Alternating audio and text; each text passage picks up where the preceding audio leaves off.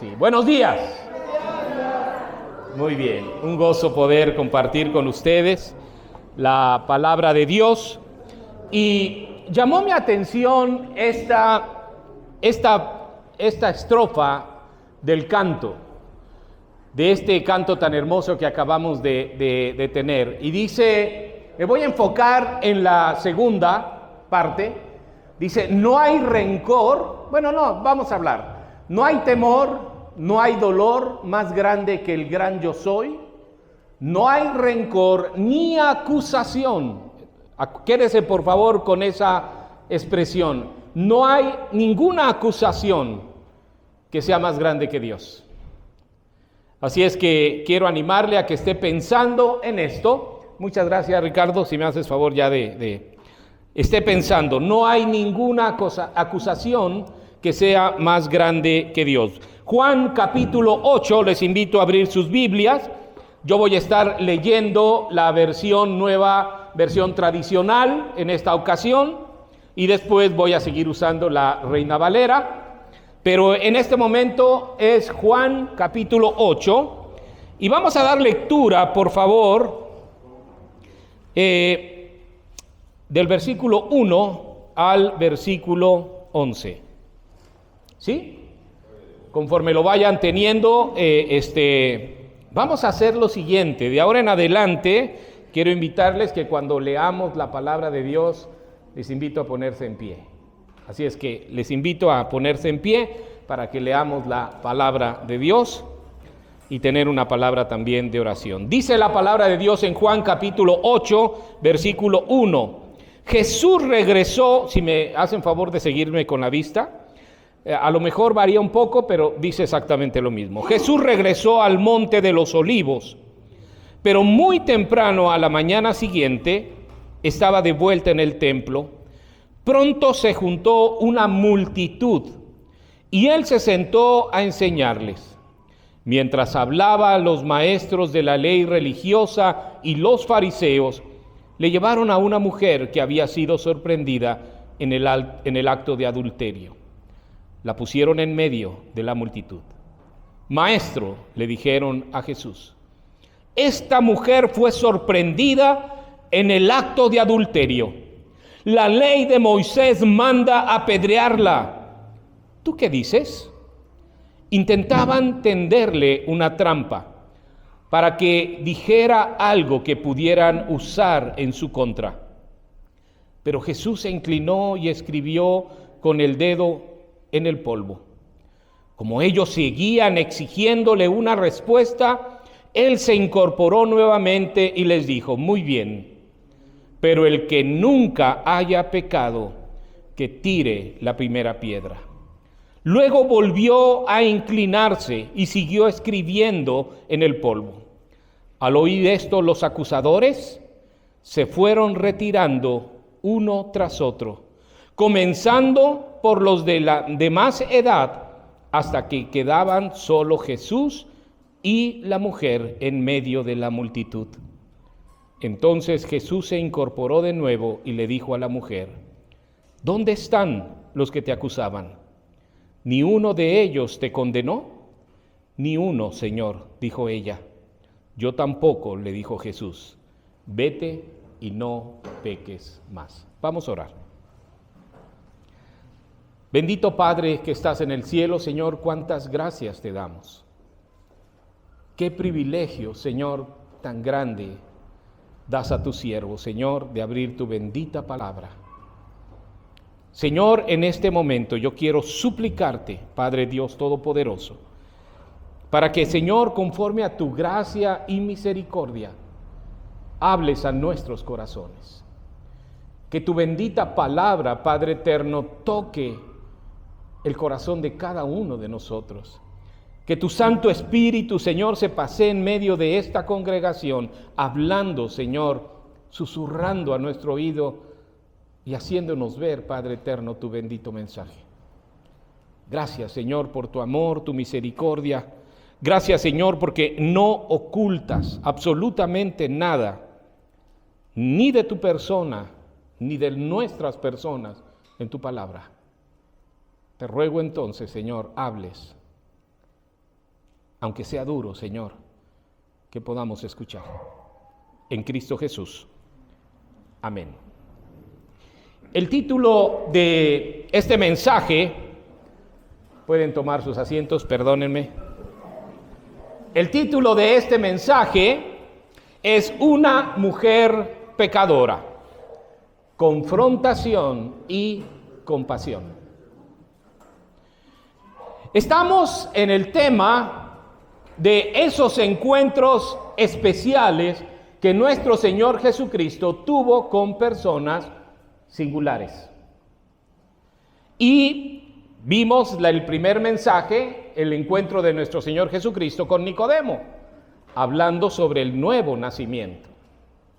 La semana pasada, Jonathan nos hizo el favor de compartirnos el encuentro de nuestro Señor Jesucristo con la mujer samaritana, una vida transformada. Y hoy es mi oración poder presentarles a usted ese encuentro tan significativo que tuvo nuestro Señor Jesucristo con la mujer adúltera, una mujer pecadora. Oro que el Señor esté hablando a su corazón. Una mujer sorprendida por los escribas, por los fariseos, en el pleno acto de adulterio. Por favor, tome en cuenta esto, sorprendida en el pleno acto de adulterio. Pero antes de entrar, necesitamos hacer algunas observaciones para poder entrar en contexto de lo que vamos a tratar en esta mañana. Primero, hay quienes afirman que esta porción del Evangelio de Juan, específicamente Juan 8 del 1 al 11, no se encuentran en los escritos más antiguos del Nuevo Testamento. Sin embargo, el espacio está ahí. Algunos argumentan que se quitó con el propósito de no dar pretexto a las mujeres de cometer ese pecado, sobre todo por el trato que Jesucristo le dio, en este caso, a la mujer adúltera. Otros dicen que lo escribió Lucas y que fue insertado en el Evangelio de Juan. Pero mire, mi amado hermano, fuere cual fuere la razón, lo más importante de todo es que está aquí. Y como está aquí, no debemos de dejar ni de considerar el propósito por el cual Dios quiso que estuviera aquí. Así es que vamos a pasar por alto este concepto de que si está o no está en los escritos más antiguos. Está en su palabra. Y si usted revisa su Biblia, ahí va a estar. Ahí va a estar. Segundo, hermano, tenemos que recordar que nuestro Señor Jesucristo no está sujeto a la agenda de las personas. Él está sujeto a la agenda que vino a cumplir de parte de Dios. ¿De acuerdo? O sea, no vino a ver, ya encontré a fulanito, aquí voy a hablarle, ya encontré a sutanito. No. Él vino a cumplir la agenda de Dios. ¿Cuál es la agenda de Dios? Acompáñeme a abrir la Biblia rápidamente. Va a ser de las únicas veces que lo voy a quitar del Evangelio de Juan. Lucas, por favor, capítulo 19. Unas hojitas atrás nada más. Mire la agenda de Dios para nuestro Señor Jesucristo. Versículo 10. Dice claramente: porque el Hijo del Hombre vino a buscar y a salvar, ¿qué? Lo que se había perdido. Así es que si en su mente estuvo por algún momento el pensar, una mujer y adúltera, por favor quítelo. Porque Él vino a buscar y a salvar lo que se había perdido. Lo he dicho en alguna ocasión, ¿qué vamos a hacer cuando alguien entre y que sepamos que tiene una dudosa reputación, de lo que sea? Lo vamos a dejar que entre, lo vamos a dejar que se siente, lo vamos a abrazar porque Dios vino a buscar lo que se había perdido. ¿Sí? Y ahorita les voy a explicar por qué estoy argumentando esto. Tercer concepto que hay que considerar de esta porción.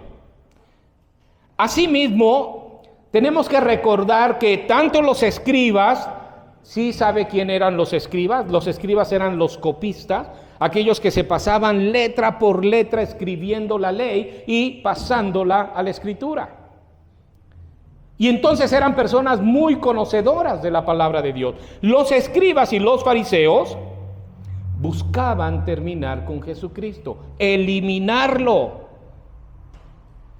Y entonces de esa manera ellos estaban constantemente acechándolo para encontrar algún motivo para apresarle. Mire, vamos a Juan nuevamente, pero vamos a ver en Juan 7:32, ahí poquito atrás, y ahí ya nos vamos a mover casi de Juan. En Juan 7:32 dice: los fariseos oyeron a la gente que murmuraba de él estas cosas. Y los principales sacerdotes y los fariseos enviaron alguaciles, ¿para qué? Para prenderlo, para apresarlo. Pero ¿sabe que iba más allá la intención de los escribas y fariseos? Querían literalmente matarlo. Mire lo que dice en Juan capítulo 7, pero versículo 1. Nos regresamos tantito.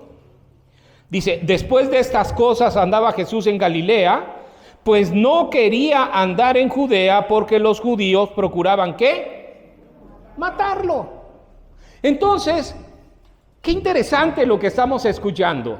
Los escribas y fariseos buscaban por todos los medios algún modo de acusarlo, prenderlo y ejecutarlo. Esa era la agenda de ellos y estaban constantemente buscando esas oportunidades. Cuarto concepto: recién había terminado la fiesta que se conoce como las enramadas. Si usted lee todo el capítulo 7 de Juan, habla sobre eso. Pero llama la atención algo importante. Si usted va a Levítico, ahí en Levítico 23, va a saber de qué consistía esa fiesta. La fiesta de las enramadas lo único que representaba era que el pueblo judío, cuando fue liberado de la servidumbre de Egipto, 40 años recorrió el desierto, vivían en enramadas, en tienditas, en cosas que encontraban, y entonces hacían sus enramadas y ahí se ocultaban del sol o del frío que en la noche había en el desierto. Y entonces el Señor dicta en la ley que cada determinado año, en determinada fecha, deberían celebrar por 7 días, escúcheme bien, una fiesta de 7 días que representaba el gozo y la alegría de haber sido liberados, porque vivían en enramadas. Pero ¿sabe qué interesante de esto? En uno de los escritores que leí dice: miren, hacían una fiesta, dice, si alguien quería saber lo que era el gozo, tenía que asistir a esa fiesta. Porque se pasaban los 7 días, mucha gente se amanecía disfrutando de esta fiesta. Pero algo decía uno de los escritores, dice: las mujeres y los hombres se vestían con sus mejores galas, y menciona algo interesante, dice: las mujeres coquetas, dice, vestían sus mejores galas. Ahora, no lo estoy diciendo para resaltar algo, lo estoy diciendo para que vean qué importante era el concepto de celebrar estas fiestas. Y el este encuentro que voy a compartir con ustedes, se da exactamente al final de esta fiesta. Y es importante tomarlo en cuenta. Entonces, y por último, efectivamente, la ley en Levítico 20 dicta que cuando un hombre y una mujer eran sorprendidos en pecado sexual, escúcheme bien, los dos eran apedreados. ¿Sí? ¿Ok? ¿Estamos con esos conceptos? Es Levítico 20, versículo 10, para quien quiera investigar más. Muy bien. Llama la atención que este evento se da entre dos de las declaraciones más importantes de nuestro Señor Jesucristo. La primera se da en Juan capítulo 6, versículo 31, donde dice: yo soy el pan de vida. Yo soy el pan de vida. argumentando: el que viene a mí y come, ¿sí?, no va a volver a tener necesidad. El que viene a mí y cree en mí no va a volver a tener sed. Él estaba ofreciendo la salvación. Él estaba diciendo: yo soy el Mesías prometido. Y la siguiente declaración está exactamente al terminar este encuentro, en Juan 8:12, donde dice: yo soy la luz del mundo. Entonces llama la atención que este encuentro tan singular que se da con la mujer pecadora está entre estas dos declaraciones: yo soy el pan de vida y yo soy la luz del mundo. ¿Recuerdan el canto? No hay temor, no hay acusación más grande que ¿quién? ¿Que quién? Que el gran yo soy. Y es precisamente nuestro Señor Jesucristo el que se presenta al pueblo de Israel como el yo soy. Esa declaración solamente la hizo Dios cuando estaba platicando con Moisés y le está diciendo: Moisés, oye, voy a ir al pueblo de Egipto, ¿y cómo me van a conocer? ¿Qué voy a decir? Tú vas a decir: yo soy, me envía. Y de esa manera se vincula. Muy bien. Entonces, de una u otra forma, los escribas y fariseos, por favor, tómenla en cuenta, buscaban por todos los medios eliminarlo. El capítulo 7, cuando lo lee uno con detenimiento, termina con una tremendísima frustración. Ya leímos en Juan 7:32 que enviaron alguaciles a prenderlo. ¿Recuerdan? Y resulta que van estos alguaciles a prenderlo y regresan estos alguaciles diciendo: ¿sabes qué? ¿Dónde está el que mandamos a prenderlo? Dice: perdónenos, no lo pudimos traer. ¿Por qué?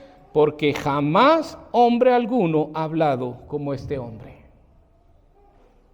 Los alguaciles estuvieron escuchando el mensaje del Señor. Y entonces los fariseos y los escribas les dicen: ya también a ustedes los engañaron. Ya también ustedes fueron embaucados. Y empieza una discusión entre ellos muy interesante que termina con la intervención del primer personaje que hablamos hace 15 días, de Nicodemo. Y Nicodemo les dice a estas personas: ¿juzga acaso nuestra ley a un hombre si primero no le oye y sabe lo que ha hecho? Les está diciendo: oigan, espérense, ustedes están juzgando a Jesucristo, están juzgándolo sin que le hayan dado el derecho de escucharlo. Quieren apresarlo. Y entonces se confrontan entre ellos, se enojan y dice el versículo 53, vamos a leer desde el 52, respondieron a Nicodemo y le dijeron: ¿eres tú también Galileo?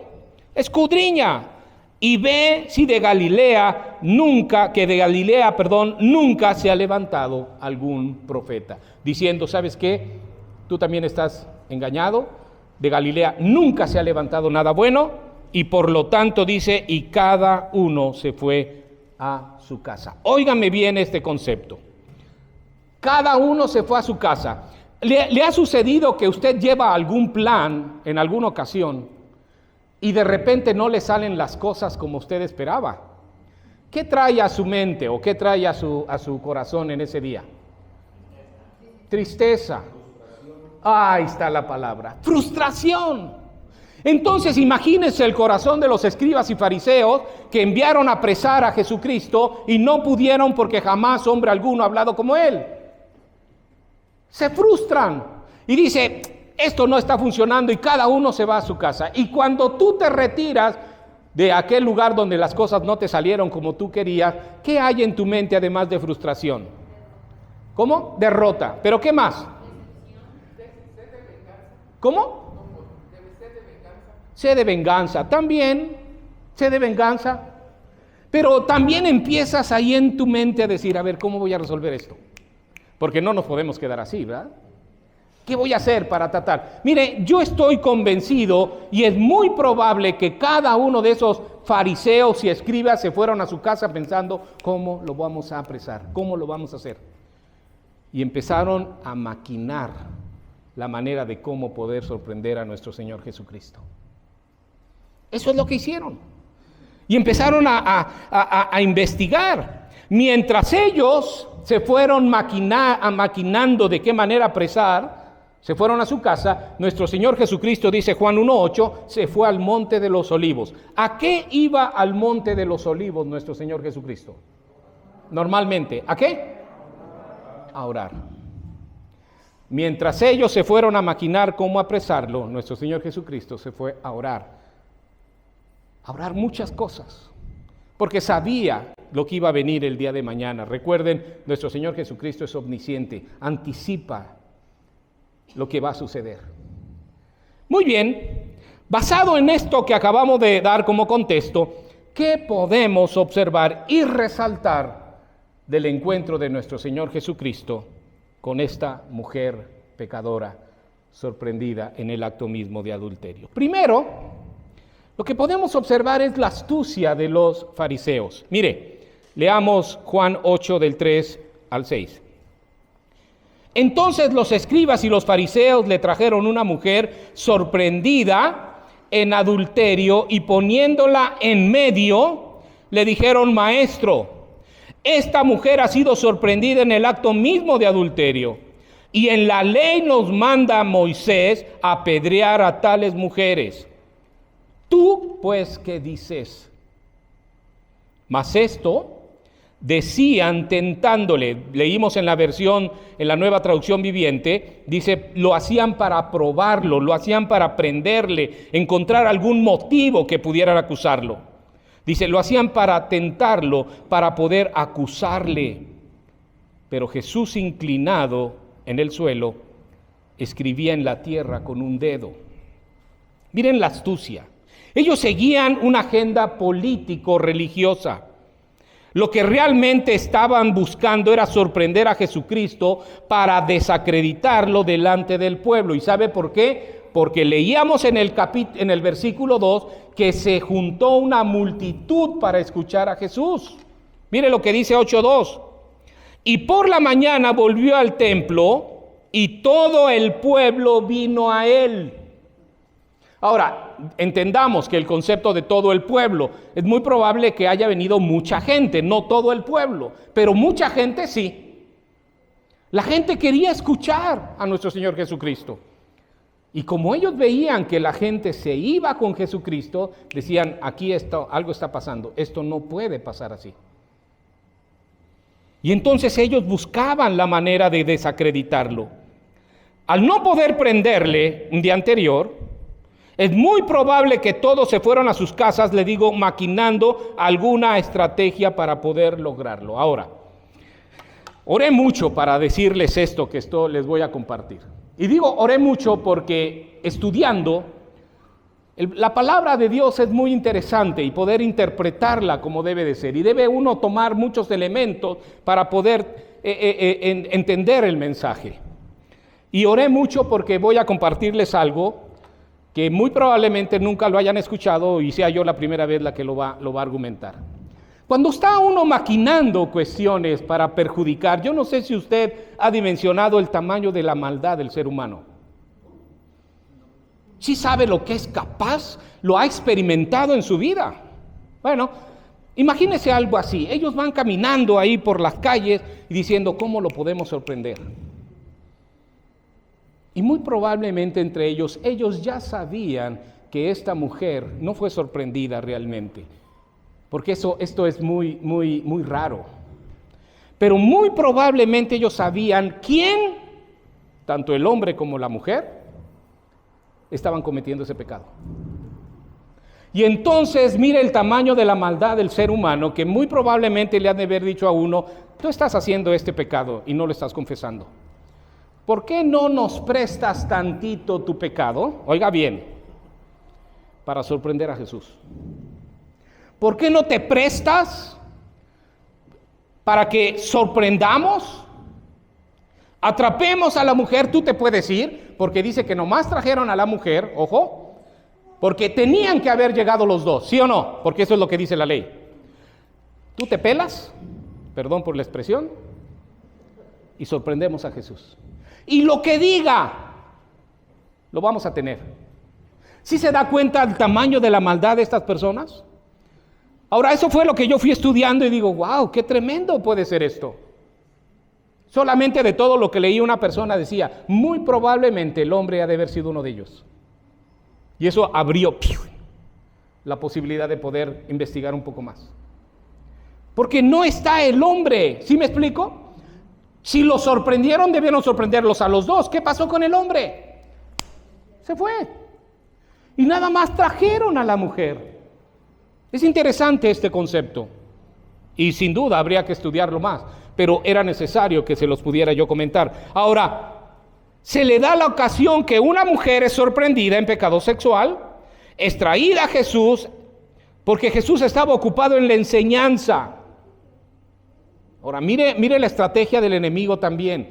Cuando más está uno ocupado en la enseñanza, ¡pum!, de repente surgen las cosas. Y de repente pasa algo. Estás concentrado enseñando la palabra de Dios y Satanás siempre va a poner piedritas en el camino. Nunca debemos dejar, mi amado hermano, de considerar la maldad de nuestro enemigo. Porque él es astuto y escúcheme bien, es maquiavélico. ¿A quién me estoy refiriendo? A Satanás.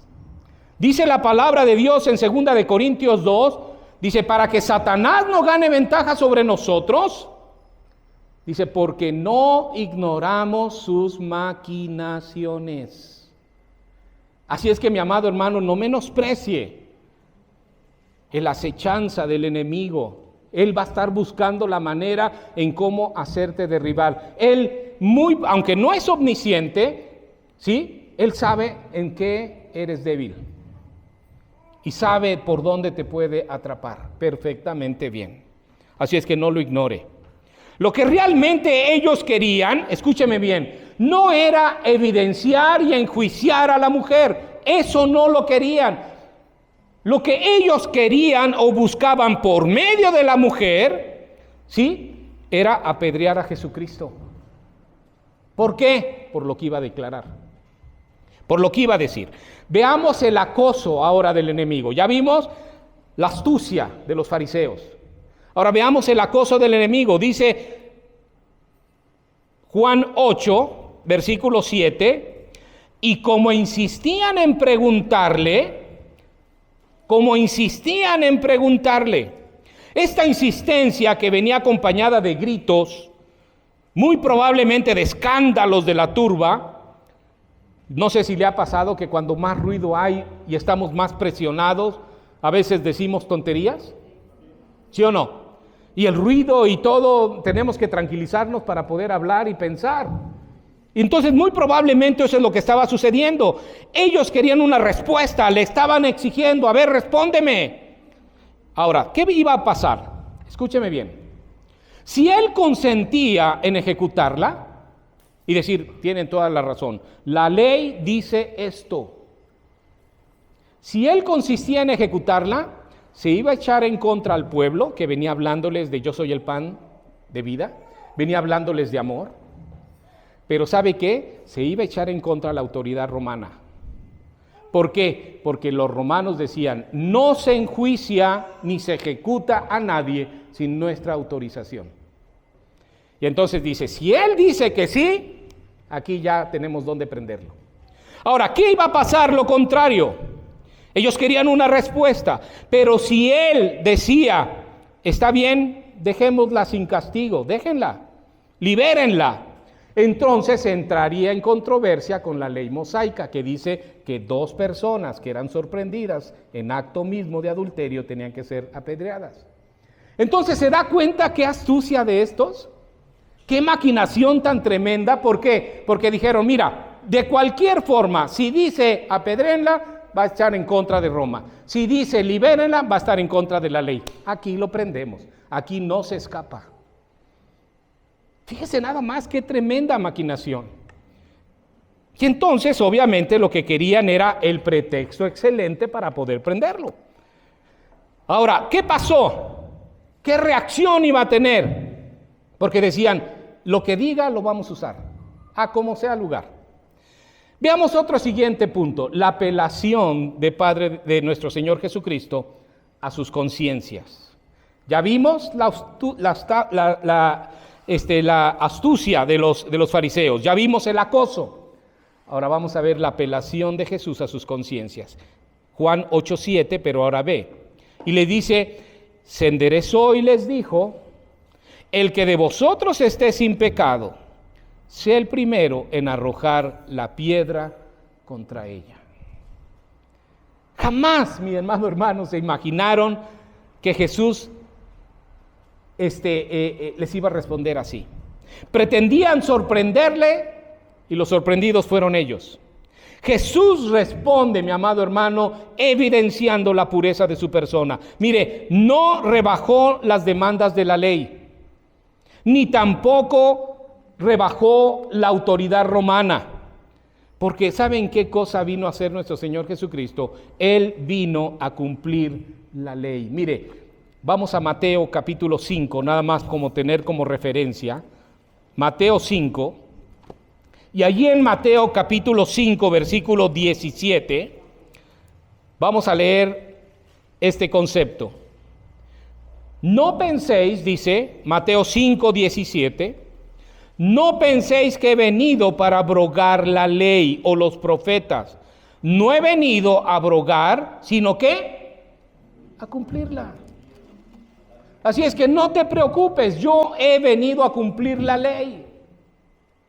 Y entonces por eso le responde, el que esté libre de pecado, que arroje la primera piedra. Tampoco excusó el pecado de la mujer, porque óigame bien, no la rebajó, ni tampoco la humilló. El Señor Jesucristo tenía en alta estima a las mujeres. No importa la condición. No la interrogó. Oye, a ver, ¿estabas haciendo eso? ¿Por qué afirmamos que no la humilló? Porque ya estaba humillada, mi amado hermano. Ya estaba humillada. Ya estaba ahí tirada. No sabemos, adivinen, la Biblia no lo dice, si muy probable estaba mente semidesnuda. Eso es una tremenda afrenta para las personas en ese tiempo. Hoy no, hoy cualquiera, ¿no? Pero antes no. Entonces tenemos que considerar, ella ya estaba humillada y el Señor no la humilló más. No le dijo, a ver, ¿qué es lo que está pasando? Dime por favor. Ni tampoco la sentencia, porque obviamente dice claramente en Deuteronomio 17 que para ejecutar una sentencia deben venir los testigos. Por eso es que les dice, el que esté libre, que sea el primero. El testigo, el que la sorprendió, que sea el primero en arrojar la primera piedra. Y ninguno lo hizo. Algunos escritores dicen que muy probablemente ellos tenían exactamente la misma clase de pecados. A lo mejor no adulterio, pero otros pecados. Muy probablemente que ellos también estuvieran en pecado. Mire, me llama la atención lo que dice Romanos, permítame leérselo, no lo busque, déjeme leérselo yo rápidamente. Romanos capítulo 2, versículo 1 dice, por lo cual eres tú, inexcusable, oh hombre, quien quiera que seas tú y que juzgas, en lo que juzgas a otros te condenas a ti mismo, porque tú que juzgas haces lo mismo. ¿Qué quiere decir esto? Mira, mi amado hermano, tan sencillo. Cuando tú te atrevas a señalar a alguien, creo que ya algunos saben lo que voy a decir. Cuando tú te atrevas a señalar a alguien, ten mucho cuidado, porque 3 dedos apuntan a ti. ¿Sí me explico? Antes de levantar la voz contra alguien, considérate tú primero, porque lo que dice Romanos es, tú que juzgas vas a ser juzgado.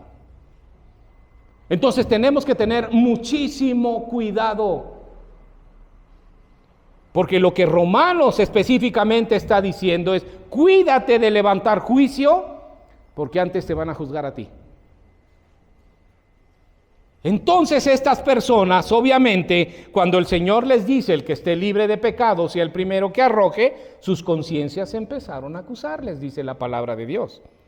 Al hallar sus faltas en otros, debemos considerarnos a nosotros mismos Primero, incluso, mi amado hermano, ser más severos con nosotros. ¿Sabe por qué? Porque dice un escritor muy conocido, dice, no arrojemos piedras al tejado ajeno cuando el nuestro es de cristal.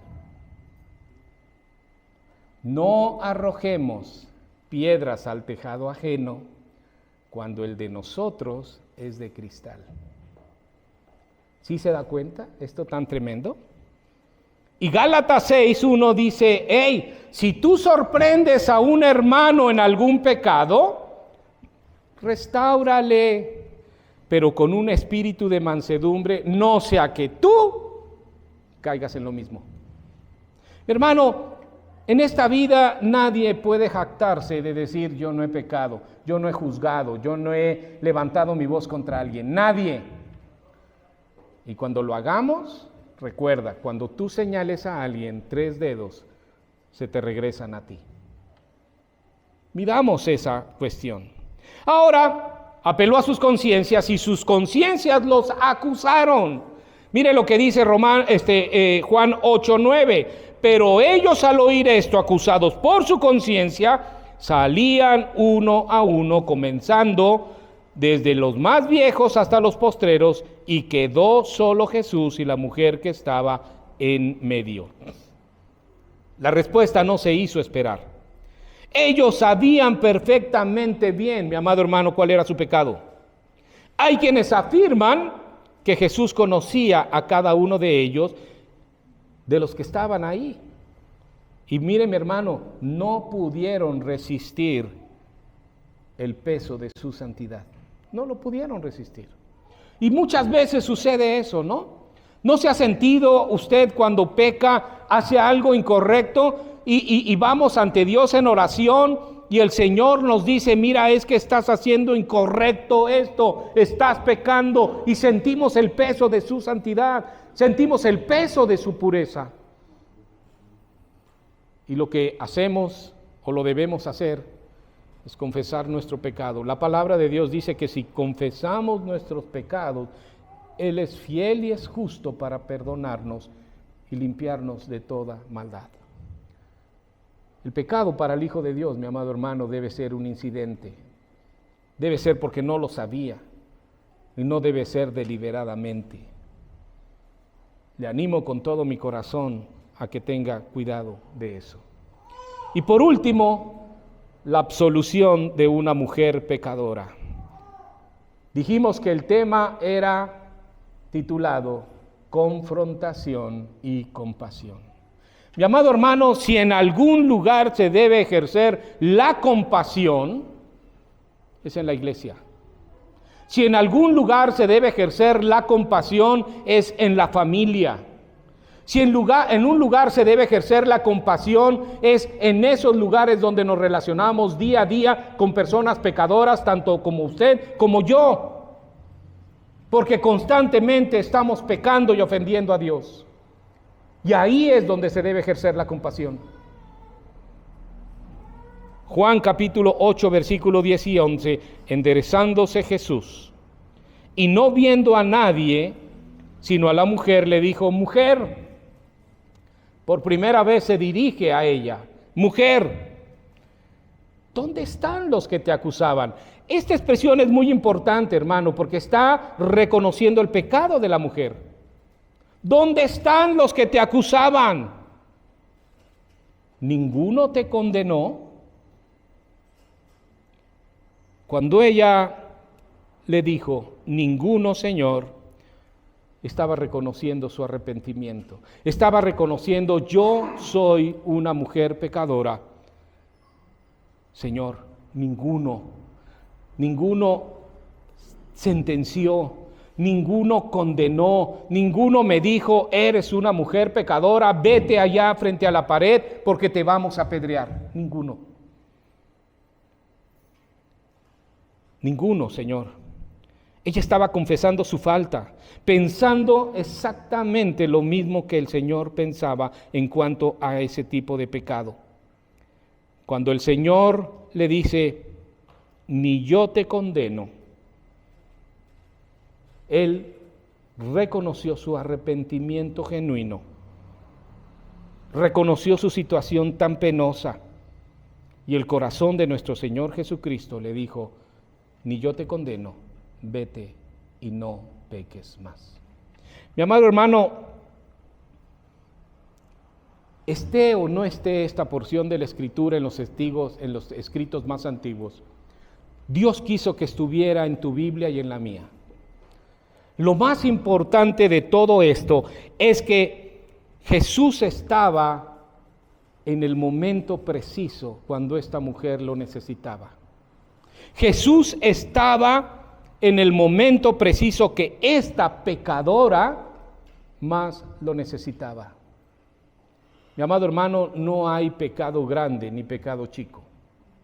Sencillamente hay pecado.